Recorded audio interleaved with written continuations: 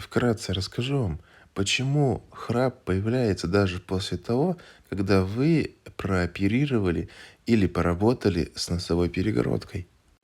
Вы обращались к остеопатам, они выровняли вам кости черепа, поработали над решетчатой костью, над СБС, а все равно храп остался. Или вы уже испробовали все китайские методы, которые никак не могут вам помочь.